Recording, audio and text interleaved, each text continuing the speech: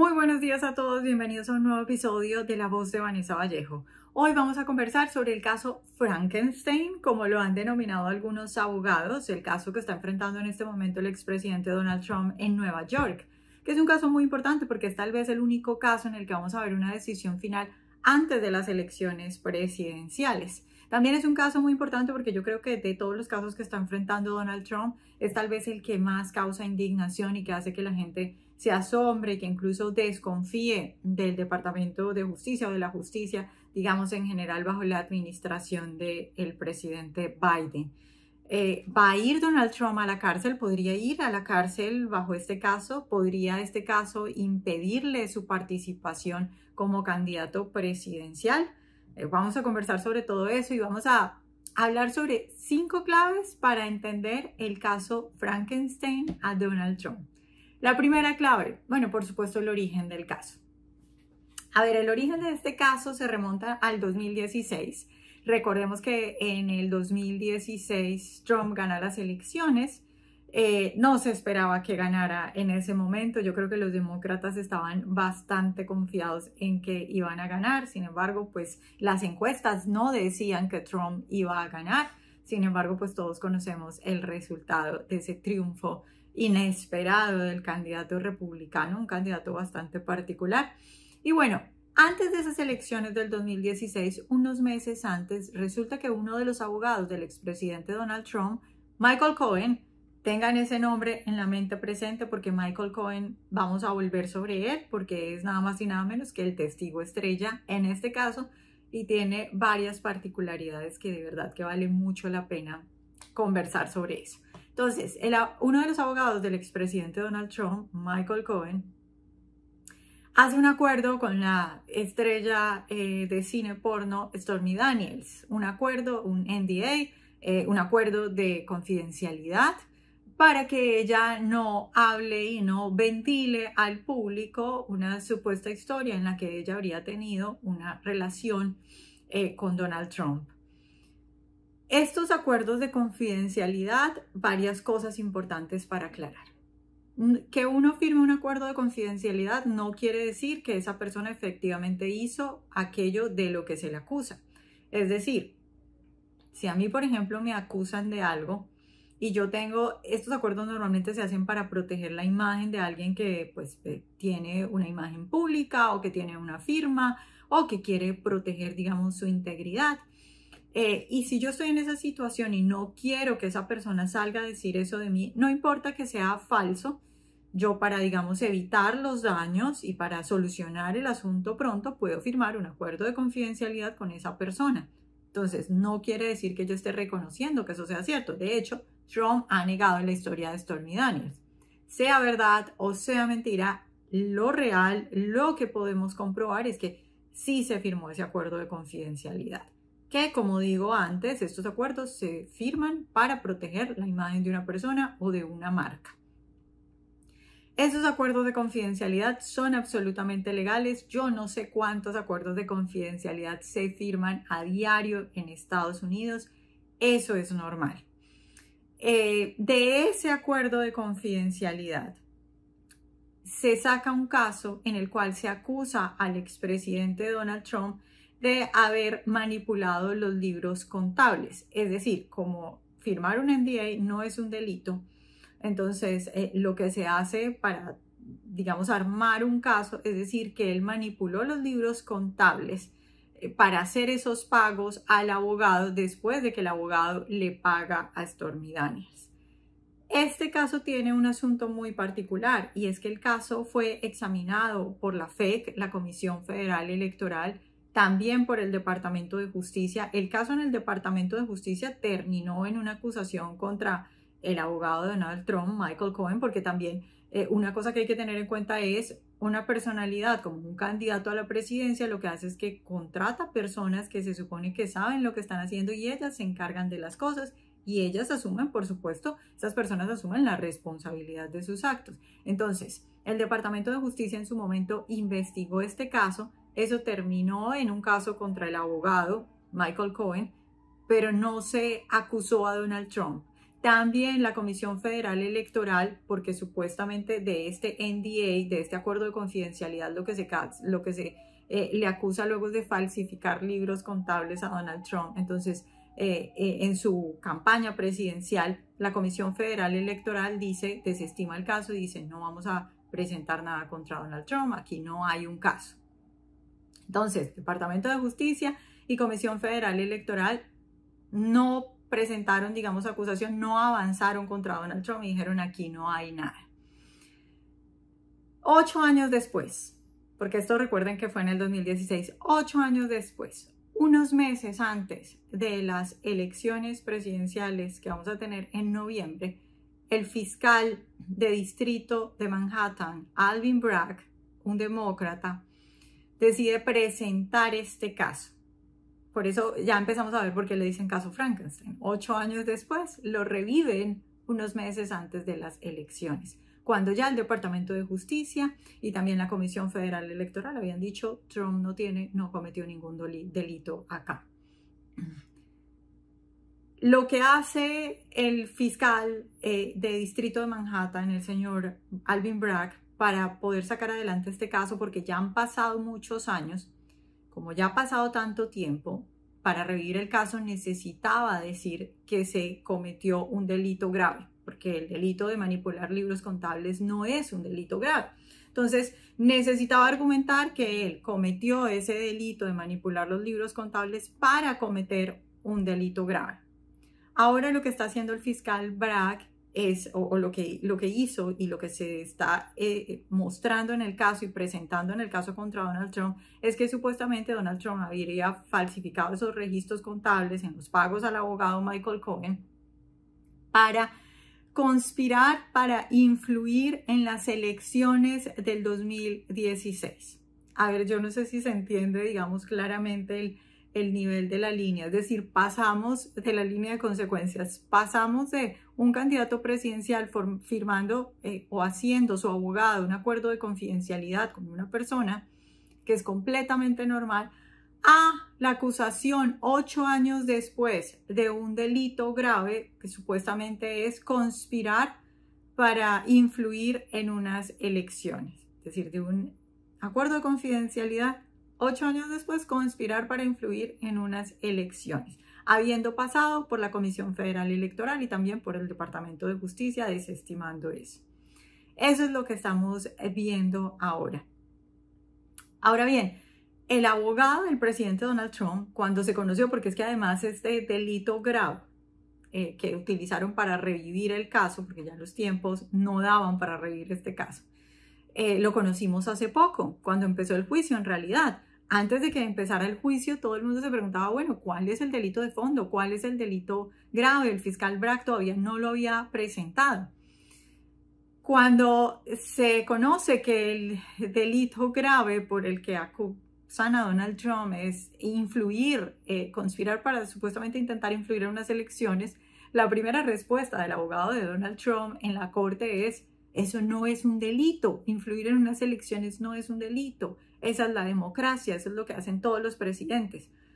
Y si miramos esto más, digamos, ampliamos el panorama un poco, efectivamente, como dijo en ese momento el abogado del presidente Donald Trump, eso es lo que se hace en unas elecciones. Es decir, cualquiera que haya trabajado en política sabe que cuando un candidato se va a presentar a cualquier elección, se hace una especie de análisis de los puntos débiles o de los ataques que le pueden hacer, una especie de control de años, una especie de control de narrativa e intentar manejar esas situaciones que se manejan de diferentes formas dependiendo de la gravedad. Y por supuesto que firmar acuerdos de confidencialidad pues es una de las herramientas normales que usa la gente que hace campañas cuando hay historias que no le agradan a los candidatos. Y eso no es solo de Donald Trump, el Partido Demócrata también tiene historias que ha querido ocultar.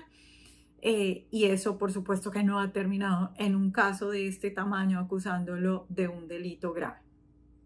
Ahora bien, ya que conocemos, digamos, el panorama, el origen y el panorama de todo este caso tan particular como ustedes ven, vamos un poco a los detalles que le van sumando, aunque creo que ya tenemos suficientes herramientas y ustedes ya tienen suficientes herramientas para darse cuenta que es que no hay que ser abogado para darse cuenta que este caso es un caso traído de los cabellos.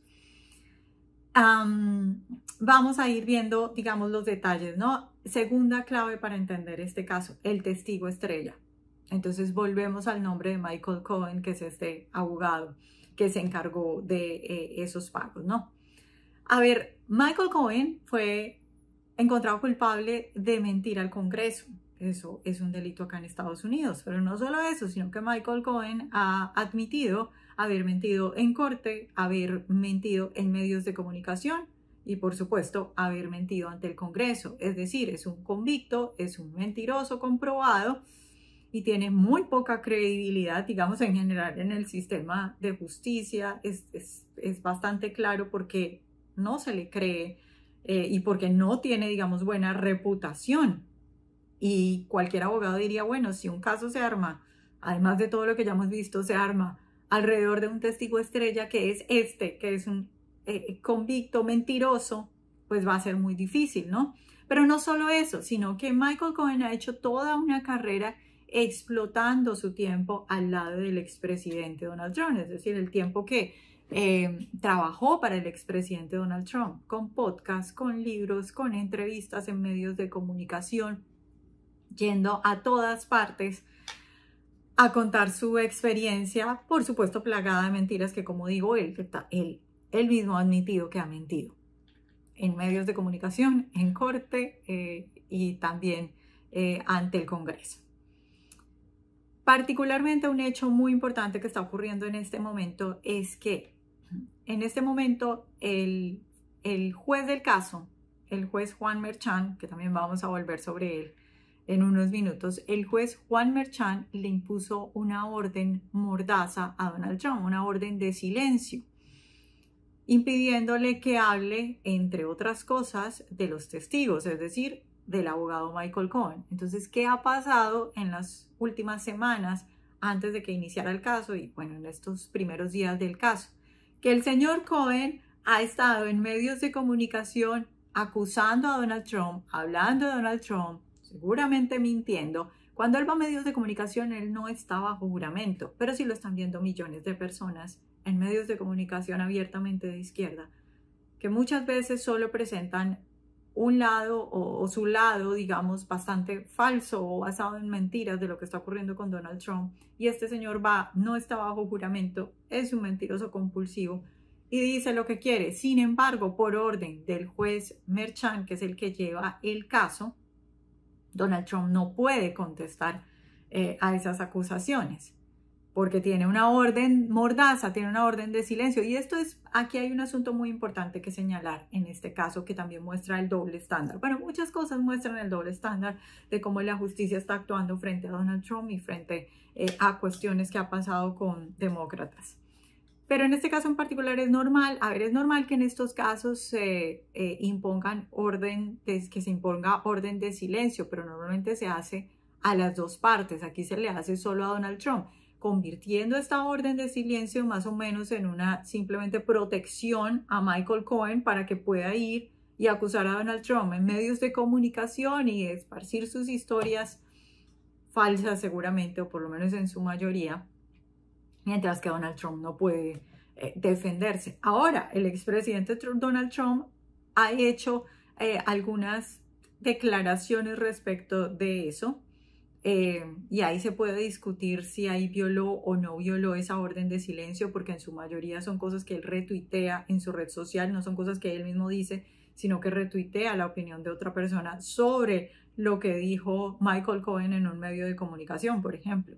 Sin embargo, la noticia de esta semana, por ejemplo, es que el juez Merchan le ha impuesto a Donald Trump una multa de $9,000, $1,000 por cada vez que supuestamente violó esa orden de silencio. Es decir, en 9 ocasiones, al parecer, Trump dijo cosas que no debía decir por la orden de silencio. Pero entonces, el asunto acá y lo que quiero subrayar de este dato en particular sobre el testigo estrella, que es el señor Michael Cohen, es que Michael Cohen está tranquilamente siendo un mentiroso comprobado, que él lo ha declarado, que estuvo, digamos, que hubo la declaración de que él mintió y que fue convicto por eso y que cometió el delito de mentir ante el Congreso, está en los medios de comunicación hablando lo que quiere Donald Trump, mientras a Donald Trump se le pone una ley mordaza y cuando supuestamente la viola, que ya digo, en cada caso podríamos,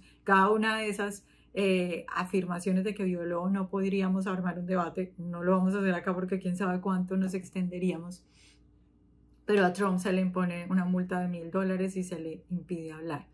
Bastante doble estándar y un poco quiero que analicemos, o sea, que usted analice, aunque luego quisiera hablar de esto, pero que usted analice un poco cuál es el objetivo de este caso y qué es lo que se está logrando en el fondo también, porque lo que están haciendo es, fíjese que no es solamente la injusticia de que mientras uno está hablando en medio de comunicación, lo que quiere, el otro no puede hablar y es multado, sino también que estamos hablando de que Donald Trump es el candidato, bueno, todavía no es el candidato, pero a no ser de que ocurra algo muy improbable, va a ser el candidato republicano.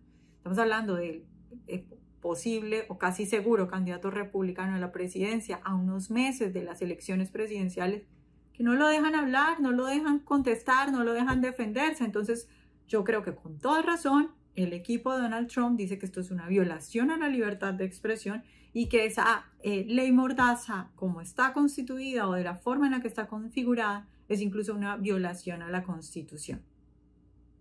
Entonces, esas son las particularidades del testigo estrella de este caso y de cómo se está manejando el caso frente a él y esa orden mordaza que está más o menos haciendo las funciones de protegerlo a él.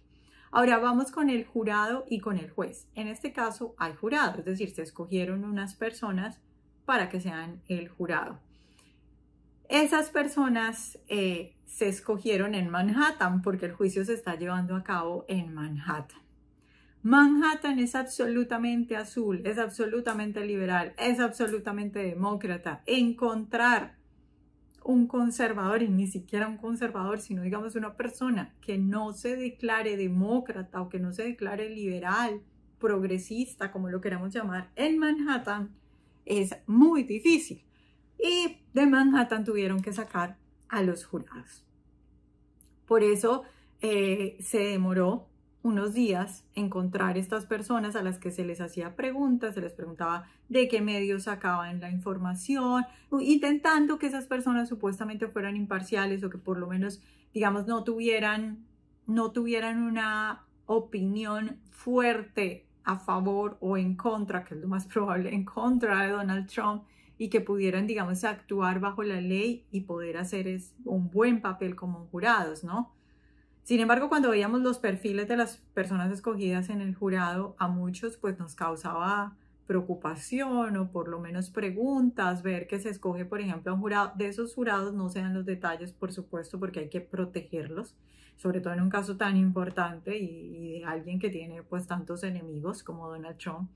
Pero sí se daban detalles, por ejemplo, de los medios que consultaban y que leían a diario esos jurados. Entonces, por ejemplo, una persona que toda la información que recoge a diario de lo que está pasando en el mundo la saca, no sé, de CNN, la saca de todos los medios de izquierda que hay en Nueva York, por ejemplo, el New York Post. Es difícil creer que una persona que lo único que lee CNN y el New York Post sea una persona que tenga una visión, digamos, en el centro de Donald Trump. Puede ser, puede que haya una excepción, puede que alguien no tenga vicios o sesgos contra Donald Trump y lea solo medios de izquierda, pero ver eso nos causaba inquietud a muchos. Entonces se eligió ese jurado. Ahora vamos a hablar del juez, que ya lo mencionamos, es el juez Juan Merchan. Juan Merchan, curiosamente, es colombiano, pues nació en Colombia, vino acá a Estados Unidos muy pequeño, pero es de origen colombiano. El juez Juan Merchan tiene varias cosas que el equipo de Trump ha señalado. Por ejemplo, en algún momento él hizo una donación política a los demócratas de $35. Eso no es nada y no es nada para alguien con el sueldo de Merchan, pero no es la cantidad, es lo que eso dice. Si yo me tomo el trabajo de meterme a una página de un partido y hacer una donación, de hacer una contribución política, pues eso ya muestra cuál es mi inclinación. Hay quienes, esto no es, digamos, algo, no es que haya una ley o una orden que diga que si usted hizo una contribución política en algún momento usted no pueda llevar a cabo un caso.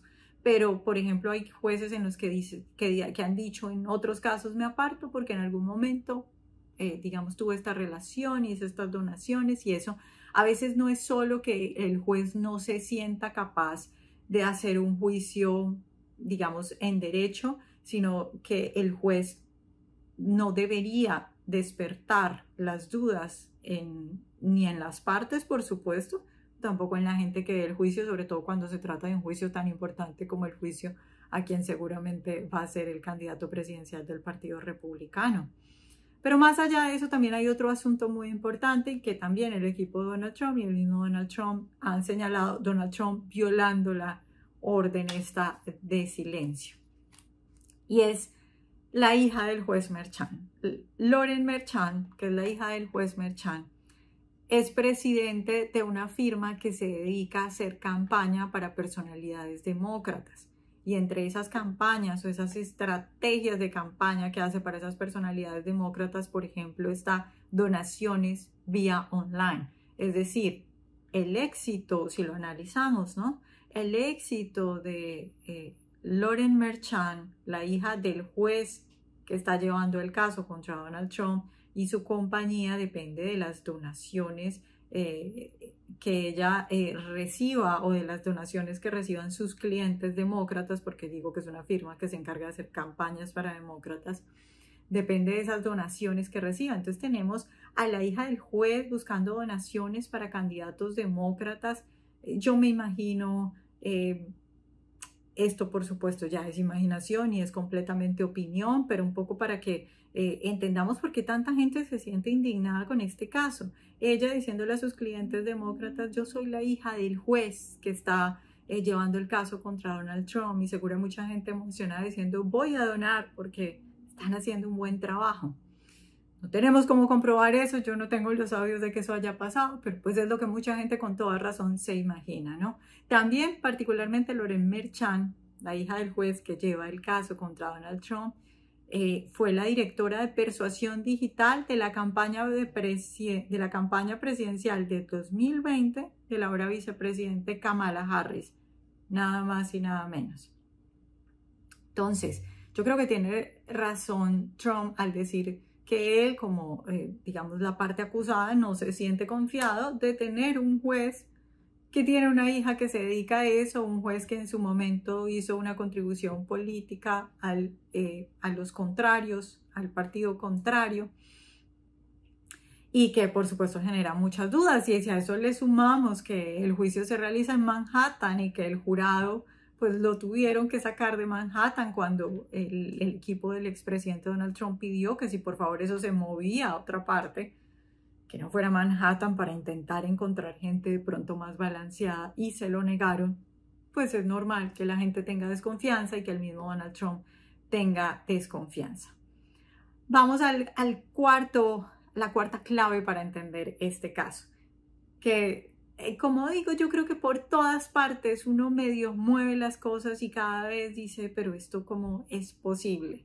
Y yo siempre digo que Donald Trump y su equipo y los republicanos que dicen que a veces las cosas que suceden en este país se parecen mucho a las que suceden en un país bananero, en una república bananera, no se equivocan cuando dicen eso. Miren todo esto que estamos viendo. A ver, cuarta clave para entender este caso. Las preguntas que se hace todo el mundo, ¿no? ¿Trump puede ir a la cárcel? Si lo declaran culpable, ¿Trump podría ser impedido de llegar a la presidencia, de ser presidente? En este tipo de delitos y en este tipo de casos no está, digamos, instituido, no hay una regla de si se debe mandar al acusado a la cárcel si es declarado culpable. Eso queda a discreción del juez Merchan, que tendría que sentenciar si el expresidente Donald Trump si es declarado culpable, si el jurado lo declara culpable, el juez Merchan tendría que decidir y sentenciar si lo manda a prisión. No está claro si eso pasaría o no, si el juez Merchan se atrevería, de ser declarado culpable, a mandar a prisión a Donald Trump. ¿Qué sería lo normal o qué es lo que dicen los abogados y los expertos en ley sobre esto?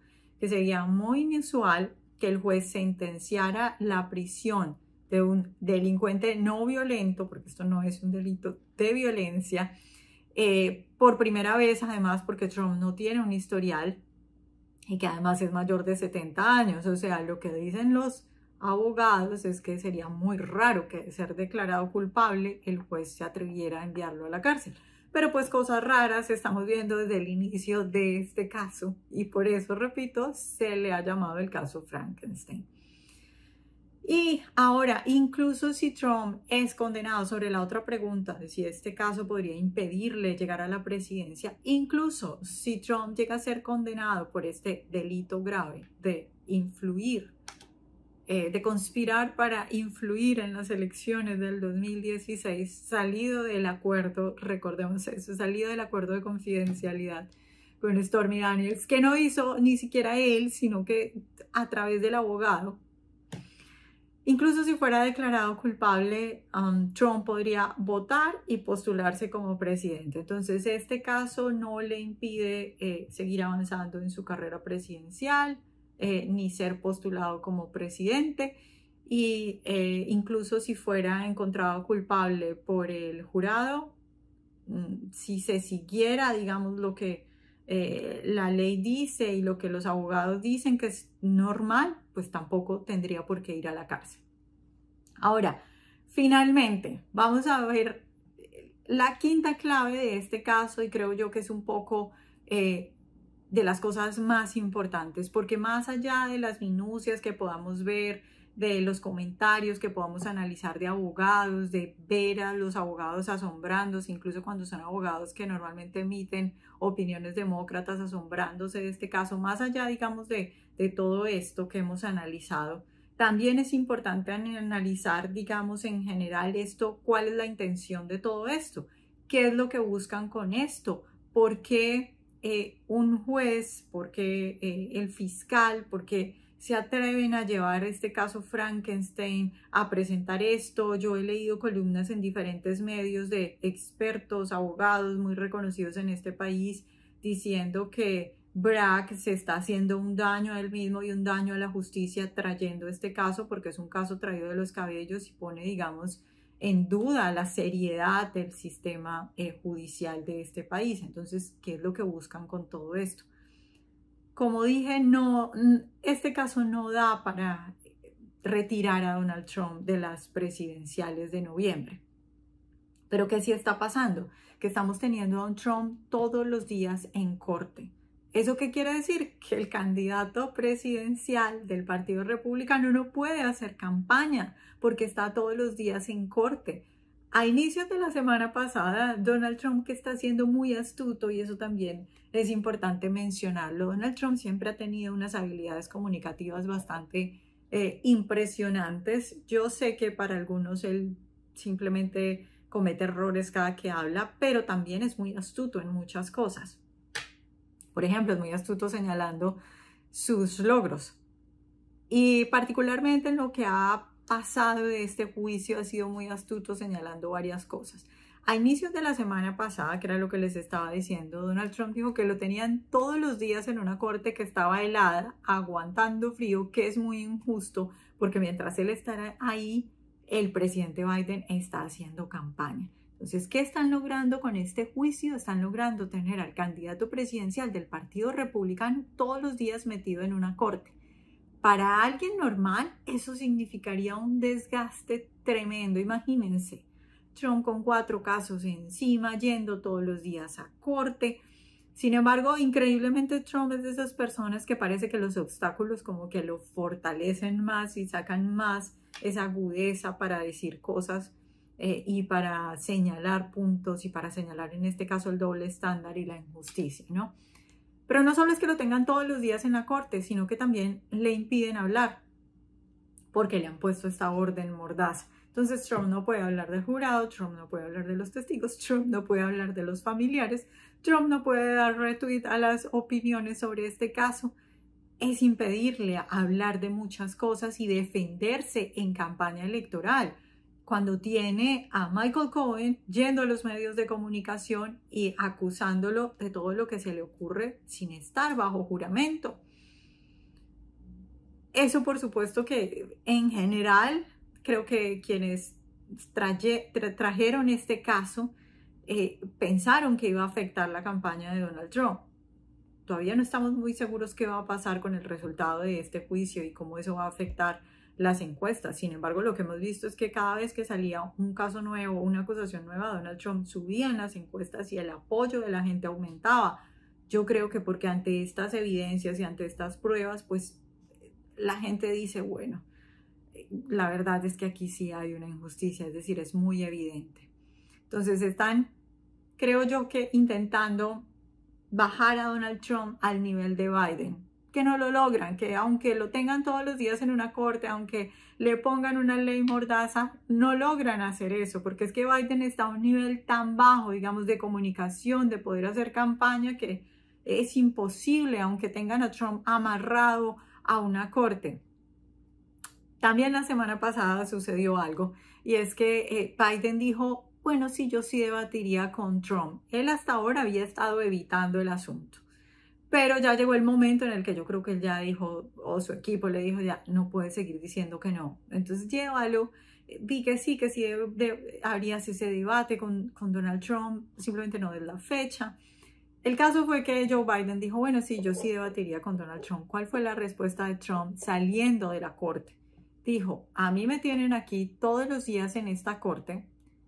Ahora que usted está acá en Nueva York, porque justamente eso pasó cuando Biden estaba en Nueva York, es decir, Biden estaba en Nueva York haciendo campaña y recogiendo fondos, mientras que Trump estaba en Nueva York amarrado a la silla de la corte.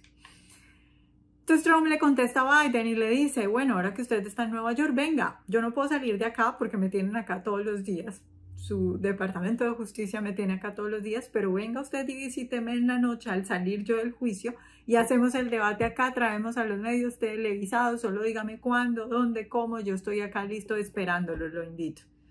Esa es una gran astucia, díganme si no es muy astuto del presidente Donald Trump retar a Biden y señalar dos cosas, que mientras que él está amarrado a la silla de una corte, el presidente Biden está haciendo campaña y recogiendo fondos, y también señalar que Biden definitivamente no quiere tener un debate, que simplemente está diciendo mentiras, y por eso Donald Trump le dice, bueno, venga acá, que yo no puedo salir de acá, me tienen acá amarrado.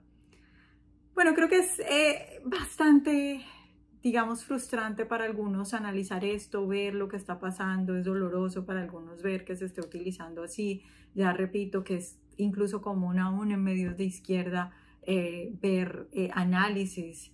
De hecho, The New York Times sacó hace poco una columna hablando sobre el error de Bragg respecto de esto, y eso es bastante evidente para todo el mundo.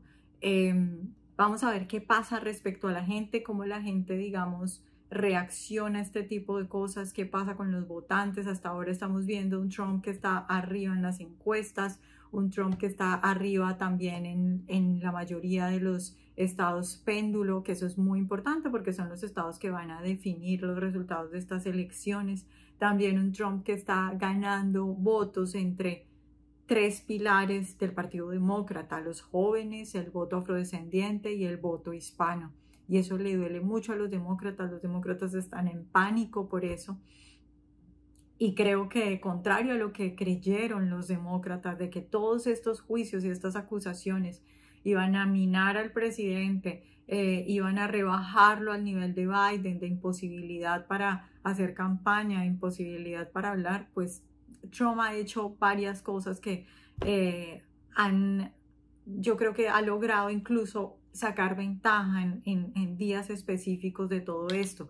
Por ejemplo, recordemos que hace poco Trump visita, claro, como está en Nueva York todos los días en la corte, toma los tiempos después de ir a la corte para hacer pequeñas visitas o incluso antes de ir a la corte para hacer visitas muy específicas que yo creo que han sido golpes de opinión muy fuertes. Por ejemplo, la visita a esa bodega en Nueva York de este señor que se defendió de un asaltante y que se metió en un problema por defenderse del asaltante. Y Trump va y visita esa bodega un poco diciendo: yo apoyo a la gente que se defiende de los delincuentes, pero también yo quiero resaltar el nivel de delincuencia que hay acá en Nueva York y en general en las ciudades que son que tienen, digamos, al mando los demócratas, que se han vuelto ciudades llenas de crimen. También recordemos que uno de estos días del juicio, antes de ir a la corte, se reunió con el sindicato de los trabajadores de la construcción y vimos esas imágenes impactantes de estos obreros saludando a Donald Trump y declaraciones después de los sindicalistas de los obreros de la construcción diciendo: éramos demócratas, votamos por Biden, pero ya estamos cansados de esto, ya no más. Impresionante que Trump de todo esto ha sacado, digamos, lo mejor de sí y ha podido tocar esos puntos tan importantes y ha incluso sacado tiempo, incluso reta a Biden a que vaya porque él no puede salir de la corte. Yo creo que en materia de política, de comunicación política, es muy interesante analizar cómo se está manejando esta campaña desde las cortes, que además es un hecho histórico. Es decir, ¿cuándo se había visto un presidente hacer campaña desde una corte? No pudiendo hablar, no pudiendo salir de la corte y logrando este tipo de cosas, de golpes en materia comunicacional. Es muy interesante, pero también va a ser igualmente interesante analizar la reacción de los americanos ante todo esto, que ya digo que hasta ahora lo que vimos fue que cada que salía una nueva acusación contra Donald Trump, su apoyo subía. Vamos a ver qué pasa al final de este juicio y qué pasa con el voto cuando todo esto empiece un poco a aclararse.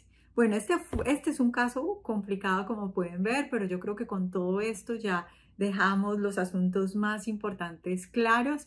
Y también analizamos asuntos muy curiosos y muy importantes, yo creo, en materia de lo que está ocurriendo en política en este país.